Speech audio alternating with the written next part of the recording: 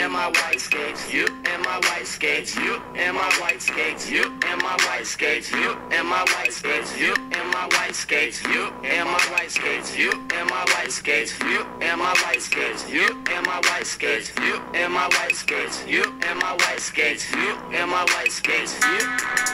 I ride in my white skates, outside in my white skates, all on the rail when I grind in my white skates. That's me in my white skates, I'm clean in my white skates, touching DVDs and magazines in my white skates. I ride in my white skates, outside in my white skates, all on the rail when I grind in my white skates. That's me in my white skates, I'm clean in my white skates, touching DVDs and magazines in my white skates. That was White Skates by Vinnie Minton.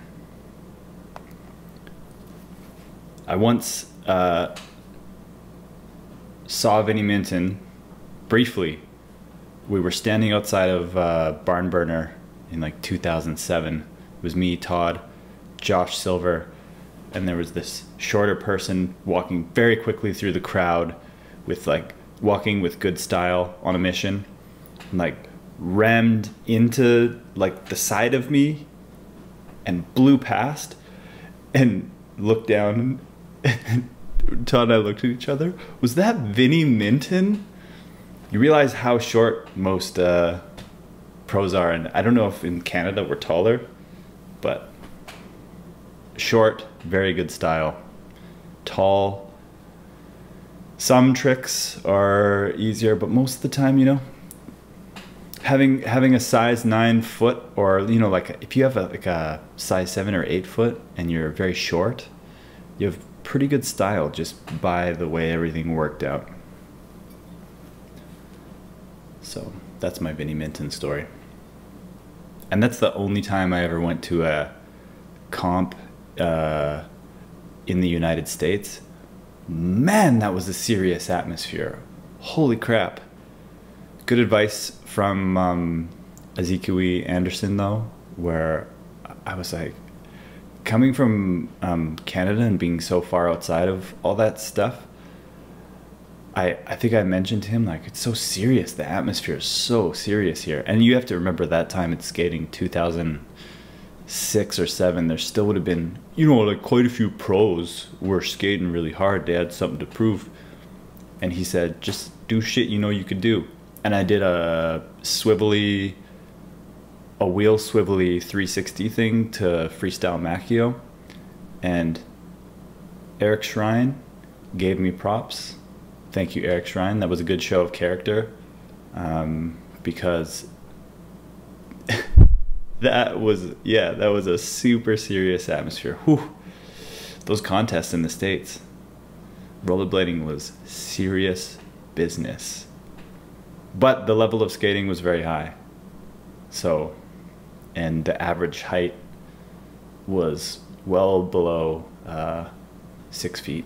Anyways, this is How to Be Unpopular podcast number 236. Thank you for joining me. As always, this podcast is brought to you by nothing. And if you want to support the podcast, you can stare off into the distance while you're at work and think about skating, or just stare into nothing and imagine skating. Lucy, I'm talking about really serious stuff here. Can you stop barking? And make sure and like and subscribe to Nothing, as they've been here the whole time for us. This podcast, big supporters, always been here. I would like to talk, the last podcast was heavy on the just skate tech stuff. So this one, I'm hoping to do mostly talk about video and how it's changed, and the whole idea of a full-length video and all of that. I remember there was a podcast that I did with Kevin Yee a while back, and I can't remember if I asked him or we were just asking the question because we were both have that kind of personality where you just ask questions as a statement, if that makes any sense. But I may have asked him, you know, why do we make edits and videos? And it's such an interesting question when you think about it. Originally, I guess the first videos were to show what was happening. It was a way to broadcast what was happening in California, I guess was the main spot. There was other places in the world where they were doing it, but the first broadcasts, the most important ones in the early versions of the sport, came out of California. And around there, you know, there would have been Dare to Air and Mad Beef, The Hoax, the first VG, which I think was just called, VG1 was just called Video Groove. Bottom Line, and, you know, similar cast of characters would have had Brooke and Arlo, Chris Edwards, a lot of those names. And the low cost of making a video in the early 90s allowed there to be these VHS tapes that got sent out to shops in the early days of rollerblading. And then if you go back to one of my favorite, I have all these little favorite YouTube clips that I watch, and one is of Glenn Plake, the famous skier with the mohawk, talking about the origin of his thoughts on modern ski films and the origin of ski films. And he said the similar thing. It was like the original ski films were to show people what happened on the mountains that wouldn't normally go to the mountains. So how I got into skating was, I mean, the moment that really clicked for me was when I was in a sports shop in Kamloops, you know, like a hockey equipment, sports equipment. It was a Play It Again Sports. And I saw Dave Kalash doing the 394-foot rail slide. It was Chad Watson who worked at the shop. I was a hockey player. He showed me that one shot, and then there was a wall of like Kryptonix wheels and Sonic grind plates. And it was a window into this world that was so much more exciting than playing hockey. Was exciting. The speed of it was good. Teamwork, there's good things that you learn from playing a sport like that. But having a window into this world through this VHS tape was incredible. And then when you first get to rent a video and take it home, this little world, it became so addictive. Seeing Mad Beef, Hoax 2, VG3, VG4, The Bottom Line. I mean, I still played hockey to a certain point, but this world, these things being broadcasted through these VHS tapes, it's always been so linked to skating from the very beginning. A lot of us, our very first, Lucy, better not bark. Hey. Hey. A lot of us, the video part and the skating part is linked for a lot of people. For me, from the very, very, very beginning, the idea of creating a video world and filming skating and doing the act of skating, they were almost always linked. There was always a camera from even the very, very, very beginning driveway P-rail sessions, or filming yourself do tricks to see what it looked like, filming with your friends. It just, that was part of it. So that's the first why to make videos, and it's in the early 90s. It was to show what was happening. This sport, a lot of that, for a long time, it was to show what was happening, but then also became a promotional tool a little bit, because there was a whole industry that came up. And it's funny to think about, VHS had a really solid run until about the Words and VG20 era. I can't remember if that, maybe like 2001 or 2002. It's a little cloudy. I don't have these dates written down, but it's funny to think of how long of a run VHS had. And then DVD had a short run because YouTube came out around, or started to rise around 2006. At least that's when I uploaded the first video to the Mushroom Blading YouTube account, which is like, it's crazy to think that's over a decade now that I've had an account on YouTube. So that DVD had such a short lifespan that you could kind of feel it speeding up. To today, where there's so many outlets on. Time was so much slower because we're talking cell phones would have been around. Even like when I graduated in high school, you just have to follow my scatterbrained organization here. In high school, when I would have graduated in 2000, it would have been weird. Like a couple people would have had cell phones. Their parents maybe would have got them cell phones for when they're at a party, or like a few people would have had them. But it wouldn't have been, they just would have been regular cell phones. Texting wasn't even a thing until the mid 2000s. And I don't even remember, I think I got my first quote unquote smartphone, iPhone, in like 2008 or something crazy, something really crazy. And even then, I remember when my dad had the first iPhone, I don't think it was huge to be watching videos in YouTube and Facebook and all that. That wasn't even a big part of the first smartphones. So it's funny to think of how it went from this very slow process through VG and T-Bone and these big productions that had such an impact. Coup d'etat, Words, Brain Fear Gone, Pat Lennon videos, USD Tour video. The list goes on. Smell the Glove. These amazing VHS and DVD, not as much. See, DVD, the world's started to feel less important. I don't know why that is. There's still some great DVD releases like Them Apples and USD Tour video. Smell the Onions, super underrated. The Words DVD is great. There's a bunch of other ones. Those are just off the top of my head. Shock video, classic, very hard to find. I'll have to pop that one in again. I don't even think that's online. That was one of the last really good DVD releases. Although there's lots. It's amazing how many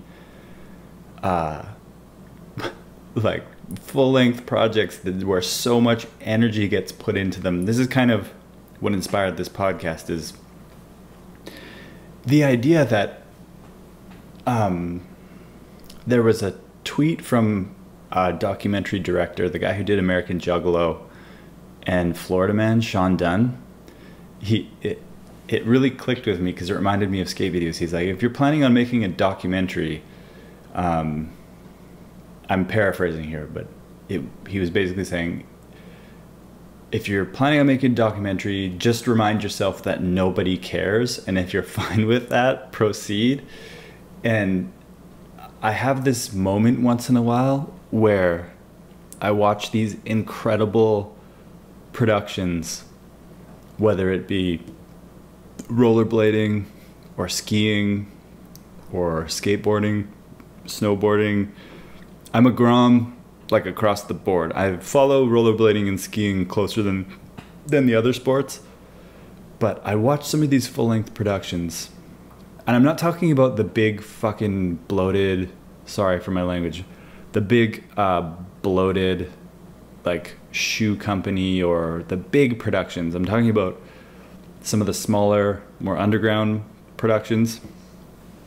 I don't know if underground is really, I guess there's still niche within skateboarding. There's definitely niche within skiing. And you realize that in the grand scheme of things, nobody cares, really. It's still people playing with human movement devices, toys for adults, where they can do their little tricks and they're in the streets or whatever, filming stuff.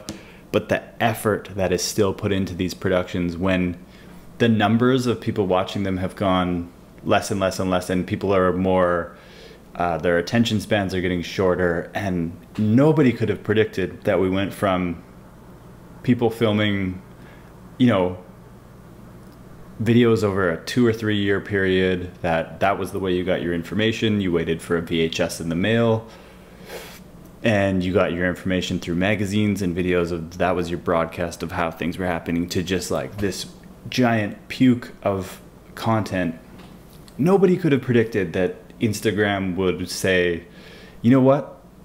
It was surprising when they did 15-second videos, because how Vine was doing 6-second videos, Instagram was like, we're gonna do 15. And then I remember the day when I went to work, I had this reaction, and I don't think anybody knew what the hell I was, I had this look on my face. I think I read the headline on some tech website, and I was like, oh my God. I may have been sharing an office with somebody. Yeah, I was probably sharing an office, and I was, Instagram just changed so you can have a minute video. And I had that face where it's like, do you realize what this means? As somebody who was introduced to Instagram maybe like a year or two before that, I can't remember. I was late to the Instagram game. But when I realized that Instagram was going to be doing 1-minute videos, I knew that that was going to just change everything. And it was exciting. But now we all know that we don't, when we get given these things from the tech gods, YouTube and Vimeo and Twitter, Instagram, Facebook, Vine, we still don't know the extent of, we have these tools, and sometimes you get a feel of how you, or what you want to use and what you don't want to use. You don't have to use all of them, how you use this, how you don't, Snapchat, Instagram stories, all this stuff. I really do think that the 1-minute Instagram video was a pretty, and Facebook pushing video more. Not only was the full length, the idea of having a full length video experience, which, because you could still buy stuff on iTunes too. I try and watch the bigger productions that get released for some of the skateboarding and skiing, snowboarding.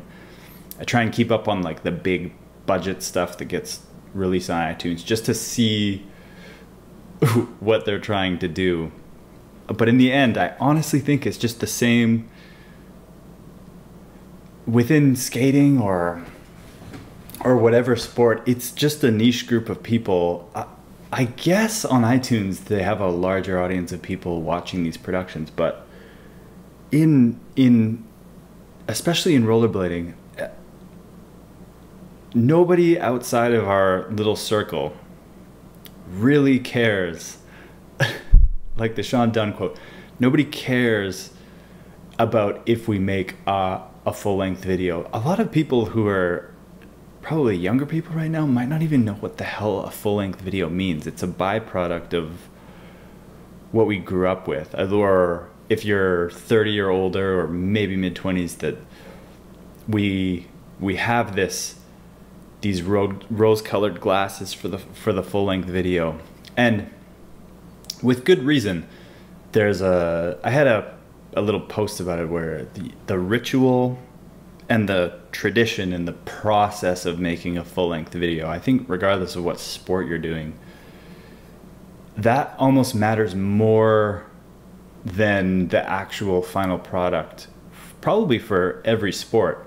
There's still those, like, it's insane watching things that are overproduced to me, that I think there's some great documents that had a little bit slicker productions. If you ever watch Blizzard of Oz, which definitely influenced Hoax 2, which those two feel like bigger budget or slicker produced in a good way, whereas there's only so many helicopter and super clean HD images I can watch. It doesn't feel like how the sport feels when you're out in the streets. So I can see why things like the VX and the Panasonic, what is it?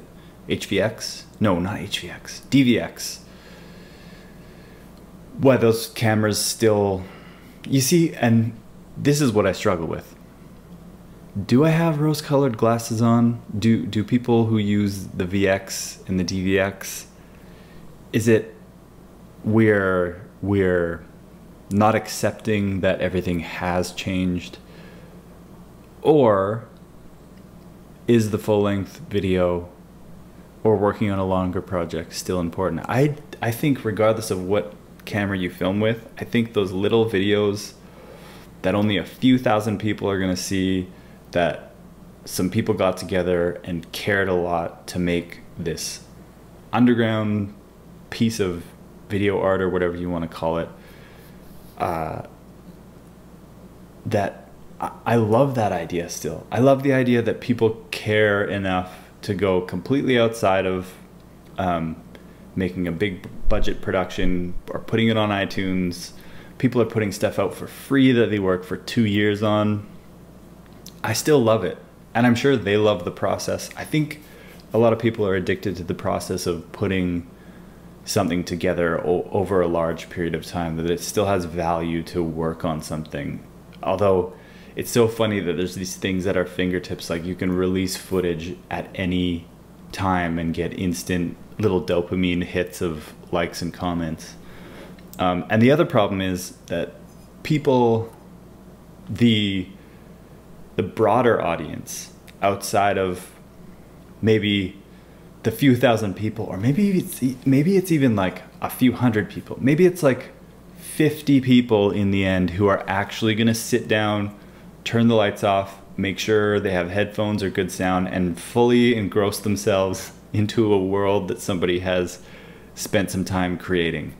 That a lot of people just don't take that moment to, okay, I'm gonna sit down and I'm gonna experience this world that this person's created. Blade Runner was a very good example of that. But I mean, if you go to a theater, it's easier to have a powerful experience. But I was so used to watching all these loud comic book movies and movies that just are focus grouped to death, and just some of the big budget action sports films feel like the comic book movies, where you've already seen it, but you haven't seen it. You know exactly what you're gonna get. Blade Runner was awesome that it was something that was big budget, but it was quieter. It wasn't afraid to be quiet, and it took advantage of having a captive audience sitting in a theater. It was great.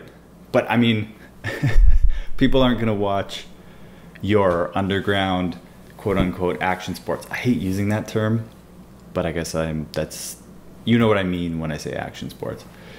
You can't force people to have a Blade Runner style experience with something you've created if you've spent 2 years on it. So that idea of why do we make edits and videos, it's so broad now, that you can still make, it's not going to be the same as making a Mad Beef or a Dare to Air or a Hoax 2 or a Brain Fear Gone. And even if you did make something that felt that it felt like you put that much effort into it, I don't think people really care. People who are watching it don't care how much effort you put into it. It really comes down to the effort that they're going to put into to have the experience. And even then, within the filming of that, it comes down to the process. I mean, even just the idea of you can't make a Brain Fear Gone or a Hoax 2 when people have fucking phones. Sorry, I swore again. When people have phones, it's just, the world is very different now. That the reason we make videos and edits is so broad. It's beyond, there is still the here's this world we've created. We've created this video world that you should experience and really slow down and engross yourself in. And then there's also, here's some shit we filmed today. Here's some more shit we filmed today. Here's some more shit we filmed today. Which is kind of, and the problem is, I think there's a lot of people who treat it the same way. That if you download a VOD, well, that's another thing. It's crazy to think that we're just kind of like a few thousand 30-somethings showing each other our videos we made or making VODs for each other, VODs are just reaching exactly the same people. They're not reaching a broader audience. And I guess edits can reach a broader audience, but VODs are great because it kind of, it's kind of us saying, well, even if we put this out, like even if I worked on something for a couple of years and put it out, the same people would watch it anyway. So if I put it VOD, yeah, it's like a few thousand, I swear, a few thousand people, a few thousand diehards that love doing tricks on dryland ice skates. That's great though, because the freedom that you have to create within that world, knowing that you're not trying to make anything for wider. Who is going to stumble across a VOD? Like who, when you post, like our new VOD is out on Facebook, the people that you work with that don't care at all about skating, like 99% of the world, doesn't matter what sport you do, they don't give a shit about if you can do cool tricks on rollerblades. It just does not matter. So I think that's great because it frees up a lot of creativity when you make a VOD or if you spend 2 or 3 years on a project. I think a lot of people who are making them know that it's for a very specific audience, and they know that for the most part, nobody cares. Maybe there's people out there who actually think that this is the one, this video, once people see it, even though it's VOD, once people that don't skate download it and watch it, this is the one that's gonna bring rollerblading back into the limelight. I mean, people who weren't interested in rollerblading before, this is the video. I know it is. I put 2 years into it. Like, they gotta watch it and they gotta see. I hope that most people involved in rollerblading now making VODs know that you're just kind of showing it to the same audience of a few thousand people. It really is. For VODs, it's a few thousand people. Outside of VOD, it's a few tens of thousands of people, maybe, probably. And then there's stuff outside of that. There's things that go, God, I hate this word, viral. There's just the constant puke on Instagram. And hey, I've experimented with every format, and I am ready to retract back into the full-length world and not inundate these poor souls with consistent video.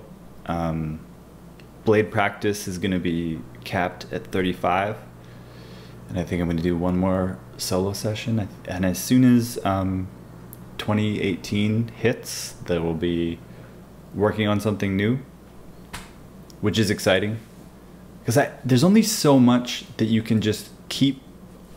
I'm 35, and it's at the point where there should be like these young crews all over the world that know that I'm super lame and redefining the sport and rewriting it. You see it in skiing. That's why I really like the energy around skiing. There's these young crews, there's the bunch, and that video that just came out, Eat the Guts, like young people who are making stuff with their friends, and they're completely redefining the sport and what you can do on the technology. That's not the right, on the devices or the toys or whatever. You see it in rap music too, the whole like SoundCloud rap thing. There's just these young people coming in and just taking the rule book, completely throwing it out, and there's all these grumpy old men being like, oh, it was like this, or it's supposed to be like this. And I love that idea. We don't really have that. We kind of have that, but I shouldn't have a place in continually making stuff. And I don't know, I think there's a flaw that we're just a bunch of, there's a high amount of that was the dog doing a little snoring. that there's a high level of 30 and 35-year-olds doing this activity that we're just kind of like we're carryover from the aggressive inline generation. So you get a lot of you know, we're older, we're a little bit lamer, we're into the technology side, we're into talking about nerdy stuff, and you know, we can be core if we really want, if we try really hard, but it's super lame if you try and be core. I think 35 is the cutoff point. I think you just have to accept that you're an older, lamer person, and you hope that there are younger generations to just completely do their own thing, and you just have nothing to do with it. Which is why, actually, it was Program and that ski video, Eat the Guts, that has inspired me to work on something for a longer period of time, and try not to be a part of the constant puke of uploading skating all the time. It's fun though, like when you have the 9-to-5 job and you only have little bits of time to skate, it's being in the stream is addictive. Getting those dopamine hits, getting those likes. Also, just the practice of it was really fun. That's why it was called Blade Practice. And a side note on that, this was the first year where instead of rec skating, I solely skated a lot of park and just worked on doing tricks and movements over and over and over again. It felt like a hockey shift where I got in really good shape from trying something over and over and over again without taking a break. Like I wouldn't stop when I filmed those things. I would just keep going and placing the camera in a new spot and just go, go, go, go, go. No breaks over a 2 or 3 hour period of time. And I was in some of the best shape, better shape.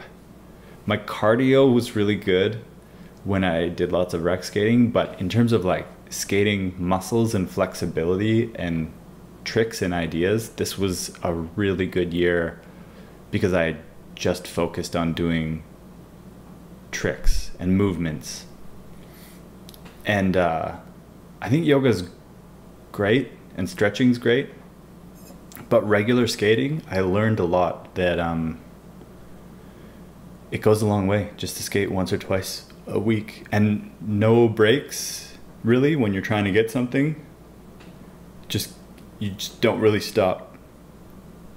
As soon as you stop, you lose the flow. At least that's what it was like. Anyways, yeah, there was this, one of the Beastie Boys on YouTube was talking about, it's not his place to be a part of new music or have an opinion on new music or listen to new music, because he would be like the old lame guy at the club, and he was talking about why he loves rap music is because there's young people who come in and redefine it and make it their own thing.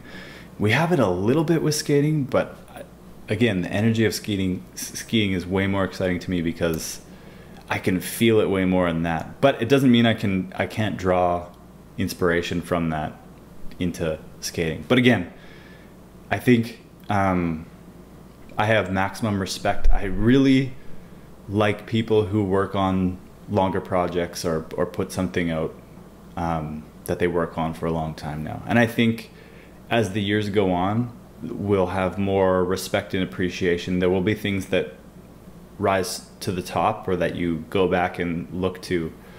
Whereas like posting a little bit of skating to Instagram or Facebook or whatever, I don't think you don't really go back to those things. So I hope rose-colored glasses on or off, I hope that the full-length video as a ritual and tradition and process just continues to go. And it's not, I don't think it's going anywhere. If you watch, the program was amazing. The first time I watched it, I got this vibe that I was being cool guyed a little bit. And then the second time I completely enjoyed it. And it was because of the lack of smiling. There needed to be more smiling. But then again, I don't think I should have an opinion. And then the second time it was amazing.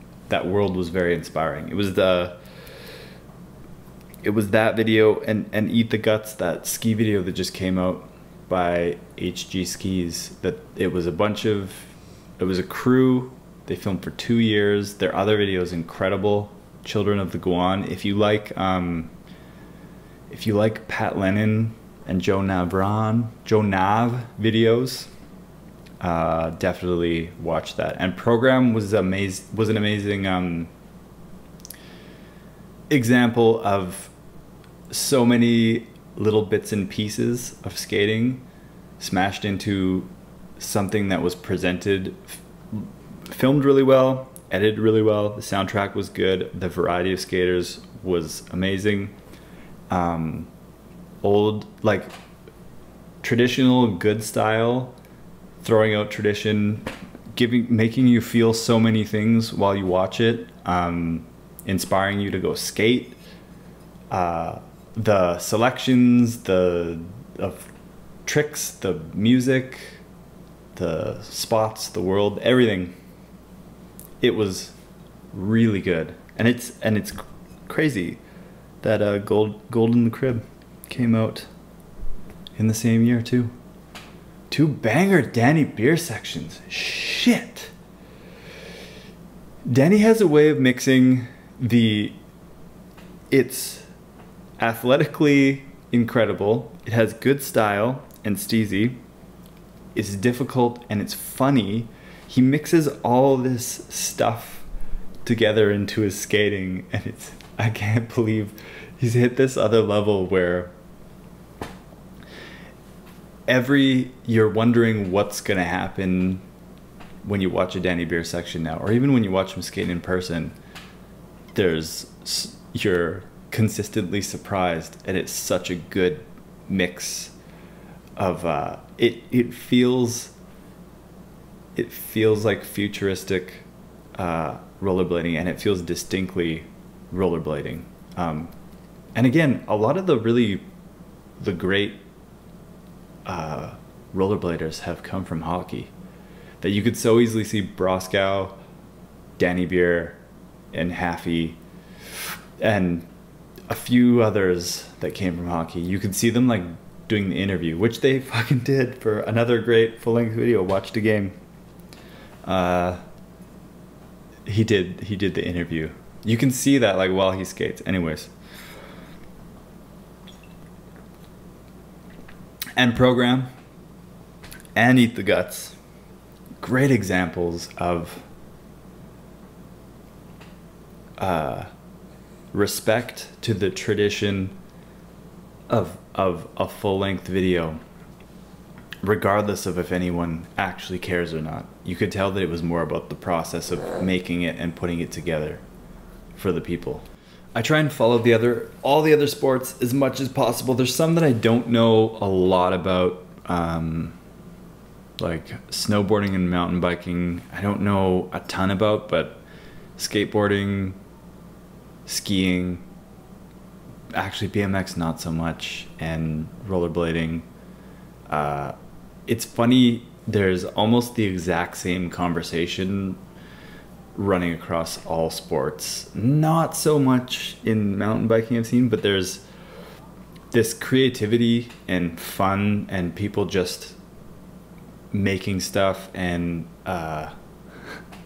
there's some disregard for traditional tricks and styles, and I swear I've read the same argument about old and new with every sport, and I don't think there's any right answer. I think that it's reaching this point where things are just getting more open and diverse, like the world is.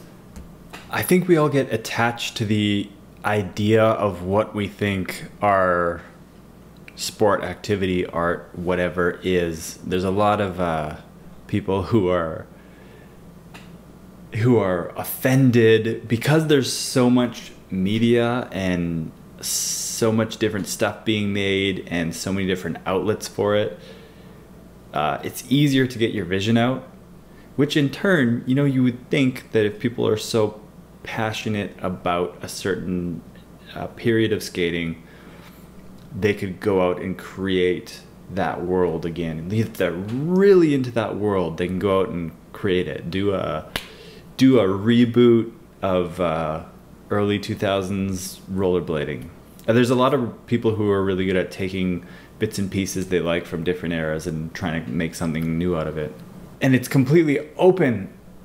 And there should be more people working on creating a world, whether it's only a few hundred or a few thousand people watching it. I remember getting so attached to the idea of a Big Wheels 3, and that the more I got attached to the idea of the video, the worse of an idea it was, because I think a lot of the best, you get attached to the idea of big projects because they're the most exciting. Zone was supposed to be the last big video. That was supposed to be it. After that, I wasn't going to make anything more. I maybe was going to make some small edits here and there, but I thought I was done. I remember doing a podcast years ago where I said, I'm still not done yet with skating. I thought that I was going to be done with skating in maybe like my mid-20s, where I was going to, like after Better Than Baseball, I thought that was going to be it, and then there was going to be no more big projects. But the idea of big skating projects are still so much more exciting to me than anything else, like creatively, outside of the work that I do, the 9-to-5 job. That I thought I was going to be making movies or short films or something, but the skating world, especially, not that I do it a lot, but that's kind of what I want the next video to be. Is I love street skating videos. Could have a little bit of park in it, but going out into the streets and filming yourself doing a weird activity on a weird toy and making a project out of it is still one of the most exciting things to me. You put music to it, you meet weird characters, there's improv, it's so exciting. I think by the time I make a movie, I might be in my 50s, but that'll be good. I'll have lots of experience by that point, and I'll probably have a good idea of not making anything bad. First one would probably be bad, who knows. Yeah, I get so attached to the idea of big projects still, so regardless of if, like, beyond nobody actually caring, there might even be within the group that I think might care. A lot of people won't care within that group, but the process and the ritual and the tradition of making a full-length video, which is such a funny, like, a full-length video, it's so weird that we say that. It's just as dumb, like, you hear in industries, I hope they're working on a full length, and it's like, they should make a full length video because me and like a few other people think that they should make a full length. Or it's the same thing as when you hear so-and-so should get a pro skate because there's like me and a couple of my buddies think that they should have a pro skate. There's these absurd carryovers that we have from the 90s and early 2000s. I guess a pro skate or shoe or boot or ski or board, I guess they still, it's just funny when you hear people say it, like such and such should they need to make a full length. Sometimes people talk like it's not the exact same group of people who are buying the products and watching the videos. I swear there's like, Frank Stoner had a general, it's like a few thousand people. On the large scale, it's like what, 40,000 people? On the scale of people who actually buy things, it's a few thousand or a few hundred. And lastly, I'll leave it on this. It's amazing how little the planet, at least in North America, there's people who go, like, there's giant marketing machines behind these comic book movies, and I'm a Star Wars Grom, I'll be going to Star Wars. Blade Runner, I was excited that it was a powerful experience in the theater, but it's amazing how little people care about the effort put into TV shows and movies, and how quickly they forget about them. I guarantee, like, there's people who go to see a movie that cost like hundreds of millions of dollars to make, and then they go home, they check some shit on their phone or whatever, they watch some shit on Instagram, look at some Facebook posts, get up in the morning, do some stuff.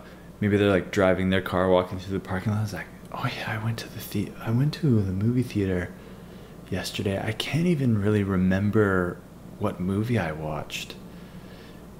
That's kind of the world we live in now. That in previous years, this artifact of Mad Beef or Blizzard of Oz or Hooked 2, it's like this important, it's an artifact now. Back then it was this amazing world that you got, that you were not going to forget about it, and it was all you wanted to watch. And now we just have everything at our fingertips. Obviously you hear people say that all the time, but it's the truth. That I don't think there are things having an impact, but on a smaller level, and it really comes down to if the people are going to have a powerful experience or not. It's amazing also how little people care about paying for art and TV shows and movies. And like, I remember I've heard people who are shocked when they found out that I rent stuff on iTunes and pay money for watching TV shows and movies and music. Like, I have an eMusic account and Apple Music. There is a huge percentage of people in this town, in Kamloops, we have a 90,000 population. The amount of people that will just torrent entire TV shows that took months or an entire year and giant budgets, they'll just download it for free and watch it and pay no money and watch it in a weekend and treat it the same as like a cat video. Or it's amazing how it's just all become like, you know, entertain me. That was great. When's the next thing? What, you have to film it over a year? I want to be able to download it for free after you film it, an entire $200 million budget movie over the, like, I can't wait. I need it now, and preferably free. Or I don't know why it went in that direction. Well, I do. There's just a lot. And when it became digital, I don't know. That's a whole academic thing that I don't want to get into. But the fact that within these little cultures, sports, arts, whatever you want to call them, that there are people spending a lot of time to create these worlds, and people are actually paying money or taking the time to sit down and have a powerful experience and have a discussion around it. I think that's amazing. And I think even if it's a few hundred people or a few thousand people, even if it's 10 or 50 people and you have a premiere, you spend all this time making this thing and you show it, I don't know, I think there's still something important there. Not that everybody has to do it, or not that you have to do it all the time, but I think it has more value than the here are some clips from today, or those short little edits, or yeah, I don't think there's anything wrong with going back to working on something for longer. It'd be cool if the pendulum actually swung back more in that direction.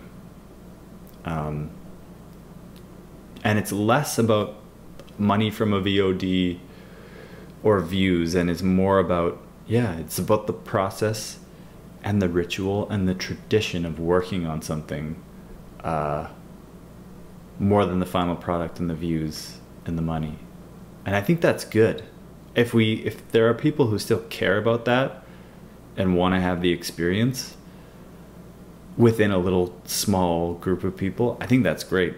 So I've been very inspired, particularly by watched a game, Golden the Crib, The Bunch, India Cash, Eat the Guts program. There's some other ones. Be Inspired was really good. There was some from last year, definitely. And a lot of the times, you know, if it's really good, I'll watch it 2 or 3 or 4 times. But a lot of the times, I watch things only once because there's so much. And even if it's a VOD and I pay for it, I watch it once. But I still pay for it because it's insane to think about the amount of effort that it takes to make these things and how little people actually, or in terms of like the population of the world that actually cares that someone made something. But then to think of the Seth Godin quote, that somebody cared enough to say, here, I made this and put it out. That's exciting, you know? Just remember, if you're starting something, nobody cares, but that's the best place to start from.